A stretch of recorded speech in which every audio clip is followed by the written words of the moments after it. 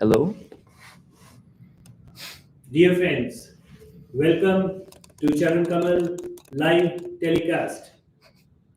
We have Vighnesh and Avery as our guest speakers today, and I would want Vighnesh to introduce himself, and then Avery to introduce himself. Then I come back. Hey everyone, my name is Vighnesh Nagpal. I'm a PhD student in astronomy at the University of Chicago. I work on different topics about planets' atmospheres, but I have pretty wide interests across all of astronomy as well as innovation and kind of the future. Speak louder. Hello, my name's Vighnesh Nagpal. I'm a first-year PhD student in astronomy at Chicago, and I work on exoplanet atmospheres as well as broad topics relating to planets, the types of chemistry they have, and how they form and evolve over time. Hello, I'm Avery Bennett. I'm a computer engineering student at the University of Illinois, Urbana-Champaign.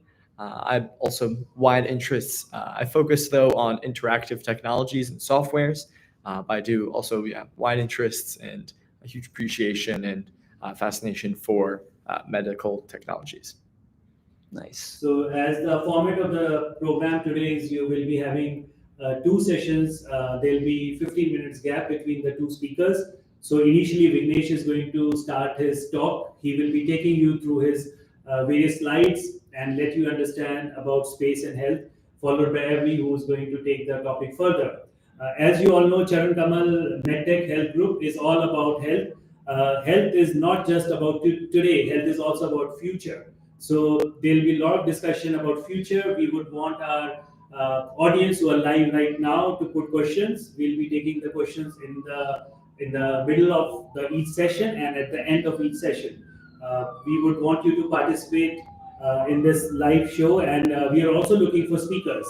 So if you have any interest in the field of health and you want to be part of our speaker series, please reach out to our very dynamic program director, Muskan, Dr. Vishal, Dr. Tanmeet Oberoi. So we have a whole team of friends who are here to support you in your live educational dissemination of knowledge related to health. So let us ask Vighnesh to start with his first talk. Okay. Hello.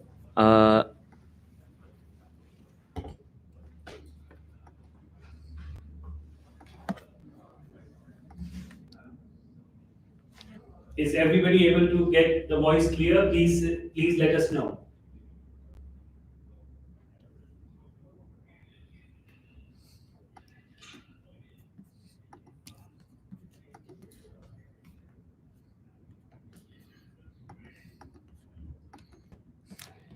Does everyone see my slides? Can you please let us know if the slides are visible? Do you see the slides? No. No? Yeah. Yes. Yeah? Okay. Hello, everyone. Thank you for the opportunity to let me speak to you about health in space today. So the title of my talk is Health in Space, Challenges and Innovations. So we'll talk about why health is a challenge for people that go to space, as well as the innovations that are being done to improve it for both current astronauts and future generations. But before that, just a quick introduction about, well, myself, which I mentioned a little bit about, but I'll go into a bit more detail now. I'm a PhD student and NSF Graduate Research Fellow in the Department of Astronomy and Astrophysics at the University of Chicago. My research is on understanding the atmospheres of exoplanets, which is the term we give to planets orbiting stars other than our sun. Specifically, I am developing new models for clouds and aerosols. So aerosols are small particles that are in the atmosphere that can be used to understand data from leading observatories such as the James Webb and Hubble Space Telescopes. So put in another way, my work is on exoplanet weather prediction. I recently graduated from UC Berkeley in 2024 with a double major in astrophysics and physics. And while I was there, I had the good fortune and just a good time to work on topics across exoplanet science, galactic dynamics, as well as radio astronomy. So I maintain pretty broad interests across space science, technology, as well as more like public health and innovation-based topics. And I'm very excited to partner with Charan Kamal Health's forums on medicine and technology. So to start off the actual main content of this talk, I wanted to share this beautiful image of the International Space Station. So on the very right, you can see Earth, and very clearly not on Earth is the International Space Station. And the ISS is a global collaboration that has hosted most of the astronauts that have been launched into space over the last 20 years. So many countries collaborate on this, the US, Russia, a bunch of European countries, and soon India as well will be sending an astronaut there in a couple of weeks. And it's really a marvel of global collaboration, engineering, and just science. Yeah. So the main purpose of the ISS is to do science experiments that would be beneficial to do out in space, because out in space, you have much weaker gravity. So there are certain things that you can test much better there compared to Earth. So it's been amazing for science over these past 20 years. So quick list of facts about the ISS, just to give a sense of scale. So the ISS orbits the Earth at a height of 400 kilometers above the surface on average. For reference, the tallest mountain, Mount Everest, is roughly 10 kilometers high. Planes fly at like maybe double that height, so it's really quite high up. It is truly in space, even though it is still quite close to the Earth. Its orbital speed, because everything in space orbits, is 7.67 kilometers per second. That is really fast. So the astronauts on the ISS go around the Earth many times in a given day. It's 109 meters long, so quite big. It is also 73 meters wide, and it has a weight of 450,000 kilograms. So this is all just to give a picture of the ISS as this huge thing in space that really took a lot of effort and many years to assemble, but now that it's there, it really does provide an amazing home for people that go up there. So one unique feature of space, and as the ISS is in space, this is also true there, is that gravity can be much weaker based on how you're moving in space. So on the ISS, astronauts live in microgravity, which means that essentially it feels like they're weightless. And this is a photo of an astronaut inside the ISS, where you can kind of see that everything around wants to float and it needs to be sort of held into place. So it's the same thing. And the astronauts on the ISS, they float around and they sort of have to swim through empty space to get from place to place. However, that doesn't mean that it's completely inhospitable. Just like the inside of a plane, the inside of the ISS is maintained at regular pressure and like a regular atmosphere composition. So other than the lack of gravity, everything else is sort of quite similar to what we would expect, which is what allows astronauts to stay inside the ISS without a spacesuit, as this person here is doing. But when you go out into space, as opposed to when you're inside a carefully controlled environment like the ISS, you have to put on a spacesuit. This is because out in space, the pressure that we are used to getting from the atmosphere on our body does not exist. So the inside of our body has a pressure that pushes it out, but in space, there's nothing to push back. So humans that will go out into space will struggle. Eventually, the blood will boil and lots of bad things will happen, and we will not survive. Therefore, a few decades ago, when the first astronauts went out into space, we invented this concept of a spacesuit.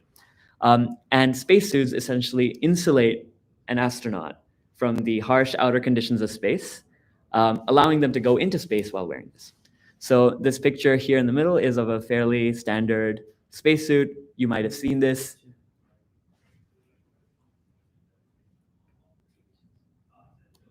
You don't see the slide? Yes. Okay. So here is a picture of a fairly standard spacesuit. And let's go through this because this is a wonderful infographic. So a spacesuit is a very complex thing. It can have up to 16 layers. So first off, very standard. Maybe you're used to this when you go out in the winter.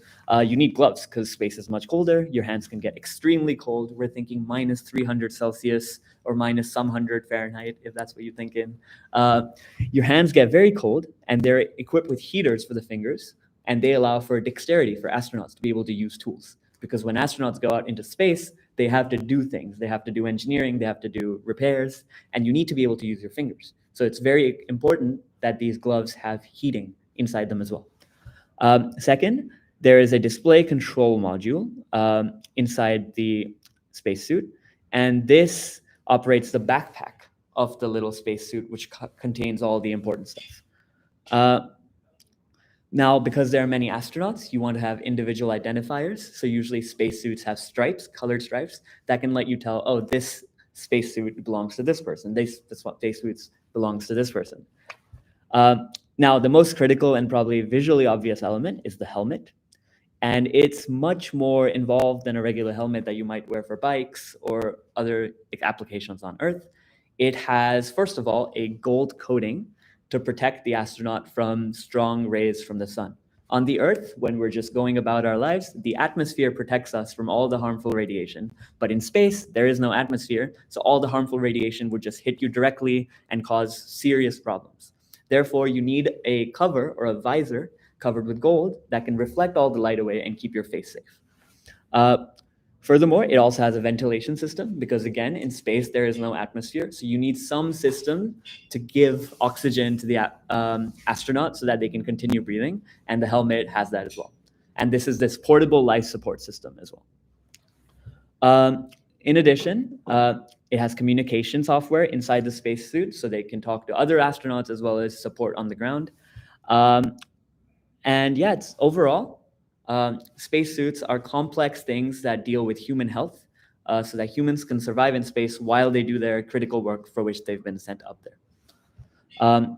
And they're the most useful when astronauts go out into space from the ISS, which is something we call a spacewalk. So now that's how we shield against just the pure naked elements of space that will immediately kill us if we go out there without a spacesuit. However, even with that, there are some effects of space that can eventually show up on human health that people are working to figure out, but they are quite serious. So if not dealt with, astronauts that go up there are affected, and astronauts that go for a longer time will be affected very seriously. So we'll talk about some of those. So how does space affect the human body, right? So space is a very different environment from anything we're used to on the Earth, and our bodies evolved to work with the Earth environment. So when we go to space, everything gets affected, everything. So just as a few examples, the blood that is so critical to our health is greatly affected. Blood cell production in bone marrow changes. Reduced red blood cells can cause anemia, so it's very important that they maintain iron when they're up there. Low white blood cell count leaves the body vulnerable to infection, so we need a very sterile environment in space to protect against that. And is also linked with increased sensitivity to radiation. And this radiation aspect of it is bad news because in space, once again, there is no atmosphere to protect us from all the harmful radiation out there. So radiation doses that astronauts or anyone in space are subject to are much higher than anything we're used to here. It's severely, essentially radioactive. Now, overexposure to this can cause cataracts in the eyes, damage DNA, and increase the risk of cancer. And because if your white blood cells are also having a lower count, you will be more sensitive to all of these radiation effects. Now, the brain, which controls everything, is also affected. So astronauts' sense of perception and orientation can become confused. On Earth, we're all used to standing very easily on the ground because gravity wants to pull us down. It's easy to stay up. However, in space, there is no up. You can be left, you can be right, you can be upside down, you can be sideways. All of that is equally possible. And our brains are not used to that. Even for astronauts that go up there, it's the same brain, yet they may get used to it, they may practice, but they won't be naturally used to it. So essentially, you can have very insane motion sickness because you're always tumbling about or moving from left to right. So this is something that people have to deal with as well.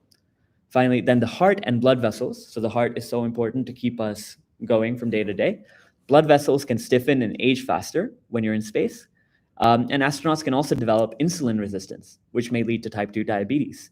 So you can imagine that maybe for a short trip up to space, these effects will be small. But if you send people up for a longer time, such as 6 months, which might be how much you need to go to Mars, or even more, which may be for future missions, these sorts of problems may kick in where people develop resistance to insulin, and suddenly they'll have to change their diet completely. All of this is very sort of important. Now, because you're in microgravity, your muscles don't have to work as hard to do daily things. You don't have to stand up. You don't have to use your legs so hard. When you push things, they move away from you faster.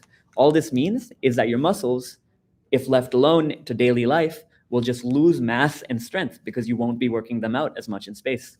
So therefore, it is very important to deal with this by proactively determining a course of exercise to maintain muscle mass and strength in space, which would otherwise not happen. And finally, similarly, our bones, right? Our bones play a very key role on Earth in keeping our body up against gravity, which wants to push us down. However, when they don't bear weight, as would happen in space, the bones don't need to do anything, right? They get lazy, they lose density, they lose strength over time. So while adults past age 50 on Earth typically lose about 1% of bone density each year, astronauts in space can lose up to 1.5%, which is 1.5 times more of their bone mass each month. So in fact, when astronauts who have been up there for like a year come back down, they notice that it's really hard to stand up because their bones aren't used to it anymore. They're weak. So they have to go through rehabilitation. So just to go back to this muscle strength idea, there's actually a very cool solution to this that has been workshopped by people at the ISS over the last 20 years. So they made version 1 of the machine, version 2, version 3, improving every time. And astronauts on the ISS maintain muscle strength by exercising for about 2 hours each day using a machine called the Advanced Resistive Exercise Device, or ARED, as well as a treadmill and a stationary bike. So this is how you essentially get around the fact that in space you won't normally exercise your muscles or bones as much. You make up for it by doing specialized exercises on specialized equipment that keeps your body in good shape. So here on the right is an astronaut essentially doing a leg workout on one of these machines. So these exercises simulate weightlifting as well as cardiovascular workout to keep your heart healthy, to counteract the effects of microgravity we just talked about. Now, without this exercise, of course, astronauts would experience significant muscle atrophy and weakness, which is both bad for their individual health circumstances. That's obviously not good, but it will also impede their mission as they keep going. So it is very important that this sort of thing exists. But of course, health is not only physical. Mental health is super important. Like all of us know, it is very possible for mental health to really mess you up, just even on Earth. But in space, there's a host of unique challenges. Because they're up there for very specific tasks, astronauts need to stay mentally well and focused to keep themselves. But of course, that's hard if your mental health is troubling you. So there's a lot of things that are very unique to the space environment, or like the ISS type environment, which can make it a real challenge. For example, these ISS astronauts, they stay up there for many days, many weeks up a time in this really small, cramped environment of the ISS. And you can't really go out for a walk to clear your mind. You can't get fresh air because there is no fresh air. So it's really quite tough. I think if most people had to do this, it would be really difficult. However, they have to do it. It's part of their job. So that requires strategies for dealing with the mental health. Another sort of thing that people report when they go to space is this thing called the overview effect. On Earth, even a single village or a single town is so much bigger than one person. Then you get to cities, you get to countries, you get to the whole world. The whole world seems so big where people agree, they don't agree. We have politics, we have fights, we have all of this. The world seems so big, and that's sort of what we're used to. But when you go up into space, you see Earth as just one thing. And the further you go, it's just one smaller and smaller thing that has everything, all the people you know, all the experiences, everything is just in this one tiny place that seems so vulnerable. So many astronauts report feeling a greater appreciation for Earth, as well as a greater worry about its fragility, because they perceive that all of this big planet is actually just a tiny thing. And if we don't take care of it, or if we start fighting with each other too much, everything can go away in a second. So this also has an effect on the mental health, some good, some bad. Now, the third, and this is a big one, is isolation, right? The human population on Earth is like 8 billion people. On the ISS, it's like less than 50, less than 20, it's like 10, right? And in this cramped space. So this presents problems with isolation. They live and work in space for long periods with limited connection to people back home on Earth. And they share such a cramped space with a handful of crewmates, which is quite challenging. In addition, mental health can also be affected because communications from space to Earth are not as simple. When we're on Earth and we want to, at least today, talk to our family or talk to a friend, we can easily send them a text, we can call them. It's like near immediate, with today's technology. But in space, this gets more challenging because first, it's further away, you need stronger signals. Communication is quite challenging. Finally, good disrupted sleep cycle, right? Astronauts in space, because the ISS is going around the Earth so many times a day, they actually experience 16 sunrises and sunsets a day as they keep going in and out of the sun's view. Now, our bodies are built to, work alongside the day-night cycle, the circadian rhythms. So you can imagine if instead of one day and one night, suddenly you take your body up into space where you're seeing 16 sunrises and sunsets, that's going to be challenging for sleep. Not to mention the microgravity environment means that you have to tie yourself to a wall, which can be really hard. And as anyone knows, if you have bad sleep, it's a really hard time to, enjoy life. Finally, performance and safety. Space is a dangerous place where even things that are very simple on Earth, which we learned when we were kids, like, breathing, going to the bathroom, drinking water from a straw. These are all things that we do unconsciously on Earth, but because there is no gravity in space, everything requires thought and precise movement. And that requires an active mind that is feeling good. If it's not, it's really hard. And sometimes they need to make life and death decisions with that sort of foggy brain. So mental health really is severely affected by being in space, and then it has carry-on effects for the rest of it all. Now, it's not all bad though, because in the end, there is significant interest in space for good reasons. Earth is very small, space is very big, lots of resources up there, and lots of possibility. So there is motivation to confront these health challenges we just talked about by essentially pouring a lot of resources into research and development for innovative health experiments that can tell us the key information we need, both for maintaining better health outcomes for astronauts up in space, but as well as for getting new scientific knowledge that can then be used to improve our knowledge of health for more regular cases on Earth. So here are a few cool experiments that have been done on the ISS as its scientific research component that have had a lot of cool impact for health study and health technology. So the first here, shown on the left, is the ring shear drop device. So you can see here there's these two rings and an astronaut that's working on it. The ring shear drop device, or the RSD, is a microgravity research tool developed by NASA to study how fluids and soft matter, so think tissues and all these sort of things, behave under shear stress without container walls that influence the results. It allows scientists to investigate processes such as protein aggregation, so how proteins, chain up to become bigger proteins, as well as biofluid behavior in space. So this provides insights relevant to diseases such as Alzheimer's, which are thought to be strongly influenced by the dynamics of protein aggregation and fluids. Next, the European Space Agency has been working on an airway monitoring study to measure exhaled nitric oxide to assess airway inflammation in astronauts, since nitric oxide is a key marker of respiratory health. Conducted on the ISS, the research explores how microgravity and reduced pressure environments affect lung function. Now, lung function is critical, right? If your lungs start giving way, you can't breathe. It's really difficult, and especially we need to understand this if we want to send astronauts to places such as Mars, for example. So understanding changes in nitric oxide levels can help us develop diagnostic tools for both space missions, but also respiratory care on Earth. So, dear friends, we are so delighted by all the questions which are coming, and you have been answering some of the questions. Can you tell the audience what questions have been answered? We want to take few questions and Yeah. So, right. Yeah. Muskan, thank you for asking which precautions should be taken to avoid the radiation effects. Also following the question of spacesuits and their lifespan. And kind of answering that question, I put it in the chat. But those spacesuits are the main protection against radiation, as mentioned.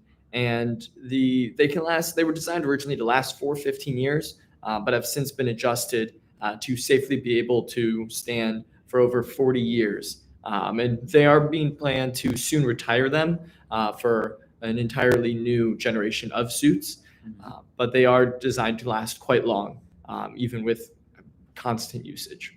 Yeah.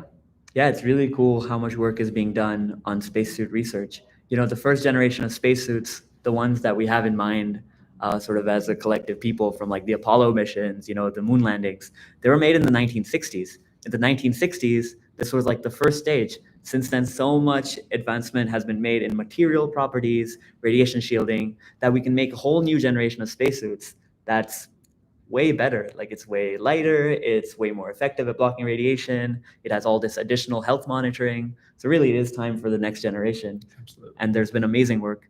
To address some of the other questions, so how do they practice? So Dr. Vishal asks, how do you practice adjusting to no gravity in space? Is there any training on land before going into space? Yes, there is. So you can simulate the way microgravity feels in certain specific facilities on Earth, right? And these facilities basically put astronauts inside a plane or inside something that accelerates really fast, so that for a few hours or so, it just feels like there's no gravity.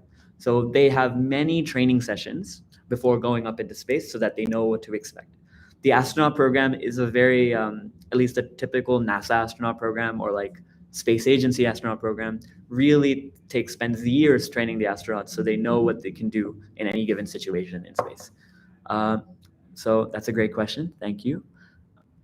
There was, let's see, how do they combat hormone and immune balance caused due to space environment? So I think this is an active area of research. I'm not fully sure exactly what therapies are being done, but because of the hormone and immune imbalance, there is this increasing trend towards stocking space stations with various medicines and all the different sort of things you could do to rectify these situations if they emerge. So a lot of the newer generations of astronauts are being taught how to, like if your immune system is struggling, how to basically treat yourself. So kind of like a telehealth system. Thank you, Varun, for your very informative question. Actually, the hormonal and immune balance is a very complex topic. And as Vighnesh and Avi are both from different study, one is astrophysicist and the other one is mechanical engineer. I think this is a great question, and in our next session, some of the doctors will be presenting innovative topics, or somebody like yourself, Varun, we would love to hear from you. And this is the purpose of having this kind of collaborative talk where people from different specialties can come together and ask various questions. So maybe you can continue further and we'll take some questions behind the game. Okay, yeah. Always glad to see the questions. Keep them coming. Avery is doing a great job of answering, and then maybe at the end I can also speak to some of them. So continuing with some of the cool experiments, and this is my favorite one, at least by name. This is the Mighty Mice program. And what this program did, and this was also led by the European people, I think, is to send genetically engineered mice that lack a specific gene known as myostatin to the ISS to study muscle and bone loss in microgravity. So these mice, which did not have this particular gene, myostatin, maintained their muscle mass in space, whereas normal mice showed significant atrophy or weakening. So, and to add sort of to the interest of this thing, those mice that were treated with a myostatin inhibitor, okay, so they still had myostatin, like all of us do, which is a gene, but for some way they made it weaker, also retained muscle and bone strength. So this actually is a very exciting result because it suggests that a promising strategy for humans to prevent getting weaker when they're in space, so astronauts can prevent muscle wasting, could be to basically inhibit the myostatin gene in our bodies when up in space, so that the muscles stay strong and don't atrophy and don't get weaker. Now, because muscle atrophy, muscle dystrophy, and osteoporosis-like conditions are very common on Earth, research advances from this and genetic testing can also be applied to Earth-based conditions, which is a really cool way in which space-based research is also promoting positive health outcomes for Earth population. So the final section of this talk is basically health and the journey to Mars, right? So in the big picture, I would say the major step forward in space exploration that was made was all the way back in the late 60s in 1969 when humans reached the moon for the first time. After thousands of years of just looking at the moon, suddenly we were up there, we had people on it. It was a crazy step forward for humankind. But that was 1969. It's 2025 now. That's like 56 years. That's a long time. And we still haven't been to the next stop in this solar system journey, which is Mars. So here are a few facts about Mars, which is our next destination. And the thing that everyone wants to work towards, but we still haven't quite gotten it figured out. So here on the left is a picture of Mars. As you can see, it is very red. This is because there's a lot of iron oxide on the surface, lots of rust essentially. And it has a very thin atmosphere. And the way you can tell this is because when you look at it from space, you can just kind of see all the surface in like great detail. If there was a thick atmosphere, you wouldn't see the surface that clearly, but you can see the surface here just like you would for the moon. Now, to understand some of the things that make Mars interesting as well as challenging for humans to go to, on the left is a schematic that shows the Earth orbit with the blue circle here in this circle, and Mars's orbit further out, which is this circle with the red planet. Immediately, you can see that Mars's orbit is further away from the sun than the Earth's orbit, which means that Mars has a longer year and also a colder climate because it's further away from the heat source, which is the sun. Now, because Mars's orbit is different from Earth's, you can imagine that there are some times when Earth and Mars are going to be closer to each other, like in this picture, and other times when the Earth is going to be on the opposite side of the sun from Mars, so they're going to be really far. So because of this effect, it is best to launch a spacecraft from Earth to Mars when Earth and Mars are close to each other, because that means you have less distance to travel. And that's why there's one launch window every 26 months. So if you decide you want to send something to Mars, you can't do it anytime. You have to wait until it's the right timing and then you send it. Because otherwise your distance is going to be like 3 times bigger and suddenly it's going to take a year and a half or 2 years instead of 6 months. And that's just not a good idea. And just to illustrate in that numbers, the minimum distance between Earth to Mars is 55.7 million kilometers or 557 lakh kilometers. But the maximum distance is 401 million kilometers. That's a factor of 8. That's huge. So using current technology of like the rockets that are reliable and have been tested, it would take over 2 years for a team of astronauts to go to Mars and come back. That's a long time. Although future generations of rockets, including the ones being tested now, may cut this down to like 3 to 6 months. That's still a very long time. And that's a long time to be just on our journey, essentially. Now, Mars is half the size of Earth, as you can see here in this little diagram on the top right. It is also 1/10 the mass of the Earth. Now, what that means is Mars is less massive, so gravity is a lot weaker. It's not quite like the International Space Station where there's basically no gravity. However, it is weak enough that if astronauts were to go there, it would feel significantly lighter. Instead of jumping normally, you would jump much higher, your body would have to work less harder, and a lot of the same things with muscle atrophy and bone weakness would kick in. However, fortunately, one thing between Mars and Earth is quite similar, the length of a day, because the length of the day is determined by rotation. So the length of a Martian day is also around 24 hours. But the major challenge when it comes to going to Mars and settling there and having humans living on there is the temperature. Because Mars is so far away relative to the sun, the average temperature of Mars is minus 55 degrees Celsius.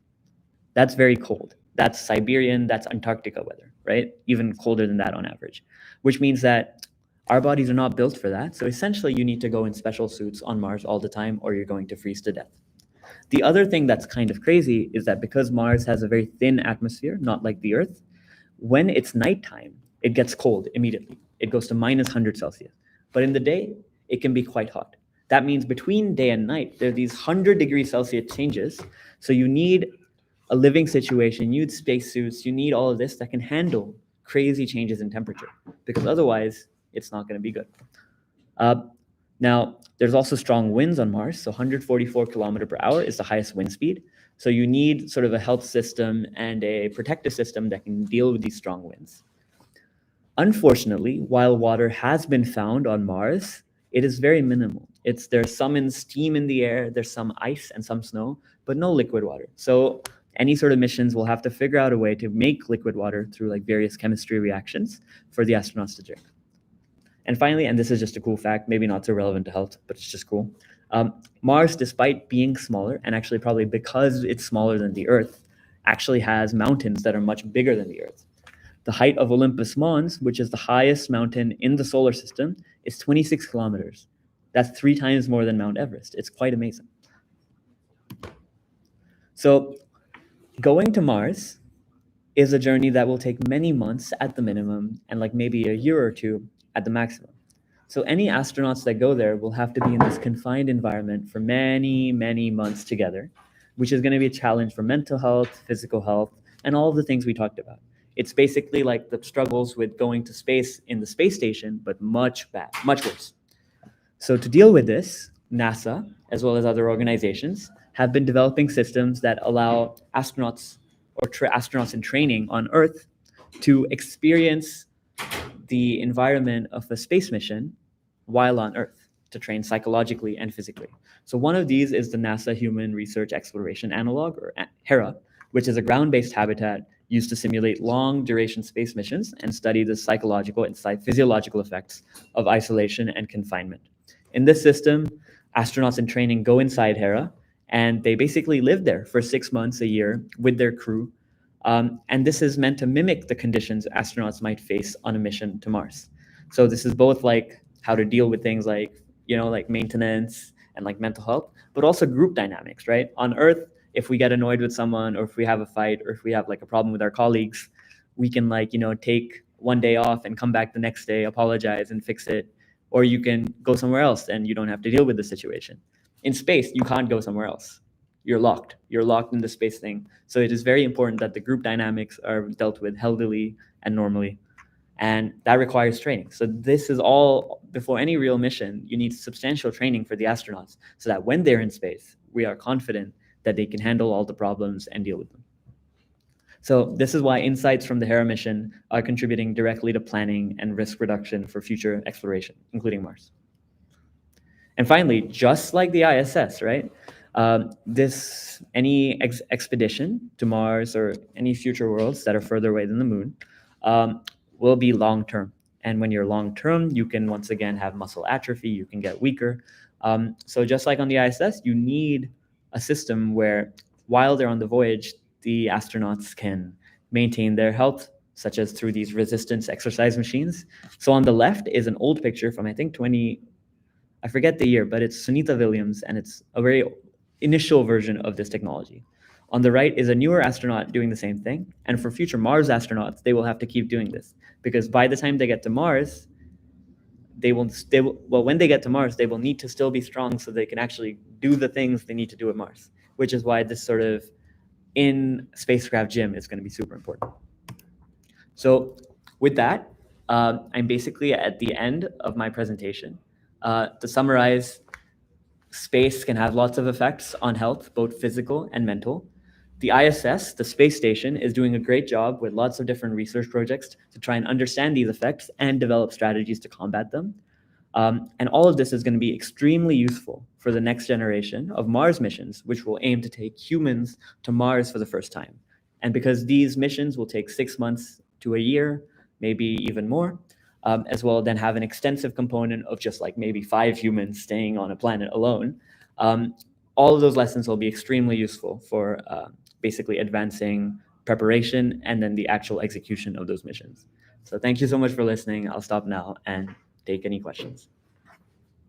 Thank you. So Evelyn, would you like to take the questions? Oh, well, you can answer the question. Maybe Okay. you can read the question and you can answer it. All right. Yeah, we can do that. Absolutely. You can choose Yeah. the ones. A question that was a little bit back. Yeah. It was asking about vitamin D, and specifically, do they take it in space, since they do have, the higher presence of radiation from the sun, which Yeah. can help with the process of creating vitamin D. Yeah. Just about that. Oh, that's a good question. I think I think they do. I think they do. But I'm not 100% sure. There are some challenges because in space, definitely for the Mars mission, if you would have someone going, you're getting further and further away from the sun, so your vitamin D levels are going to drop. In that case, they would definitely have to take supplements. And I think in general, a rule for space travel and astronauts is that any sort of like health indicator, right? Vitamin D, protein levels, iron, all of this, it needs to be very strongly regulated. So I think for everything, they like test every day, like, okay, this is my iron level, this is my vitamin D. So it's very, yeah, so I think they would take it, but. Thank you. And there's another comment from Vishal Kumar. He says, such a wonderful view of Earth from space. Definitely. These pictures are amazing, and it just gives us a completely new, our mind just goes in that direction. How, if we are in the space, how we are going to experience, what are the things we are going to see. The Earth, the globe has been put in so many ways, but there's so many other things in space like exoplanets, oceans. Our eyes have not been able to see that. Hubble telescope is constantly sending us images, but there's so much more there. Tanveer Oberoi, how long and how important it is that training period, sir? I think he's asking a general question. Yeah. When the people go in the space, how long do they train for? Like, Oh, yeah. is it years or months, or both of you can give general answers? Maybe decades, honestly, more than 10 years. Because first, to get selected to be an astronaut, like an official NASA astronaut or any similar astronaut, you basically have to train for many years. You have to become like a very good pilot or a very good scientist and then be in perfect physical condition. So people who want to do this, they spend many years before even becoming an astronaut, just training. So that's like the first step, and that can take like 5, 10 years, whatever, After that, once you officially become an astronaut, there's like 5, 6 years of detailed training for when you eventually go up. So you do physical exercise, you do simulations of different problems and how you would solve them, you do weight, like microgravity training, you do everything. So on total, it's at least 10 years, and then maybe even longer. Yeah, on that topic of training in preparation, and then going into actually how they continue to train in space. Vishal, thank you for asking. If there is no gravity, how can they run on the treadmill? What special treadmill do they need to run in space? Oh, that's a very good question. How do they do it? Wonderful. So some of these questions keep our speakers thinking, and I'm sure they will come back with their next session and they'll have cut copy paste these questions. I'll have to think about that. More research, maybe get more physiotherapists and doctors. Tanveer, what a wonderful question you have put for our young speakers here. Thank you so much for that. I have a comment from Vishal. Thank you for answering my question. That's the purpose. Vishal, we would want most of your questions to be answered here. And Saurabh Baruch, he has given the comment. This is really interesting. I didn't know so much goes into taking care of health in space. Thanks for sharing this. Exactly. So, what is your comment, Avi, on this thing that so much more goes on in space? What do you want to say? I was just gonna say that I was after reading the question, I had to go and do some research quickly. But one of the earlier ones, obviously, they're always constantly making improvements. One of the early versions of treadmills that were designed for space was a system where it was the standard treadmill, but simply with an attachment at the waist, where you would be suspended, pulled towards the ground, and so it would be as if you were under the effects of gravity, with the belt and the suspension system pulling you down every time you stepped and leapt up while running. That makes sense. That makes sense. Yeah. Some of the other participants who have joined us late, they're asking us about the Charan Kamal MedTech Forum. So just to let everybody of you know here, Charan Kamal is a health group which not just believes in clinical science, but it also believes in public health, dissemination of knowledge. And as the space technology is growing, a lot of us keep believing, with the pollution in cities, major cities of the world are going through pollution. A lot of people send this idea and questions, we'll be going to space, we'll be running away from the Earth and go to space. So because of all these very interesting questions, our young audience, youth, children, even old people, they ask these kind of questions. So our team thought, let's bring the specialists who are engineers or who are astrophysicists to come and talk on this topic. as Mr. Devraj Arora has said, a very nice presentation indeed. Thank you, Mr. Devraj Arora, for your encouragement. We have Muskan saying great presentation. Vishal Kumar is saying, and Asha Sharma says nicely explained. Thank you, Asha Sharma. So Vishal Sharma says, so if there is no gravity, how can they run on the treadmill? I think this is a question worth finding out later. But for decompression sickness, I think everybody just wants to read that question about the nitrous oxide or the nitrogen bubble when you go into space. Do you want to read that, please? Go for it. Yeah. Thank you, Vishal, for asking that. Reduced pressure can indeed cause the nitric oxide bubbles to form in your blood due to different expansion of the blood vessels themselves. But while that is a very prevalent issue when it comes to divers, due to the fact that their suits are meant to just adapt to them underneath the water, the whole when you're in space, there is little to no pressure outside of your controlled environments, and so you have to have a controlled pressure. Otherwise, it will damage and possibly be deadly for the astronauts. And so that isn't as big of an issue in space, thanks to those completely controlled environments and systems. Great answer. Thank you so much. I think it was wonderful to have such a great discussion forum here. As our speakers are also learning, there's so much to learn it's a niche area. There are very few people who are working in this area, particularly research into health. And even whatever research is happening is not coming out in the public domain. It is at a very kind of centered in astrophysicists or those who are planning to go to space. But for common public, maybe the knowledge is not too much there. With our ongoing sessions, we hope to continue these sessions of space interlinked with health in the future, and all of you will have even more difficult questions for our speakers. With that, I'll say we'll just take a 15-minute break, and please hang on to listen to every. Do you want to give you a quick introduction so that people can come back 15 minutes, and they would love to know from you. Because this is a live telecast, it's going in Dubai, China, Japan, India, America. Right now, this is happening in Chicago. So if you want to share this to your friends across the world, please share the link. And please tell about yourself. Yes, my name is Avery Bennett. I am studying computer engineering in Illinois at the University of Illinois for Urbana-Champaign, which is a wonderful program. And my focus and what I'm looking forward to researching and practicing is when it comes to interactivity in technology. When it comes especially to software and hardware, the different ways that people perceive when they interact with technology, and trying to work with those perceptions to make it more easy for people to use technology.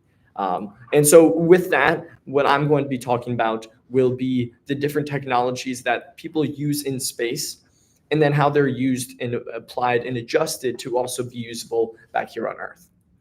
Yeah. Nice. And one more question, somebody texted us, how can they be part of this series? So this is an open forum, MedTech Open Forum. It's an educational group of like-minded individuals who want to learn about health, want to talk about health, or who are passionate about improving the health in the world.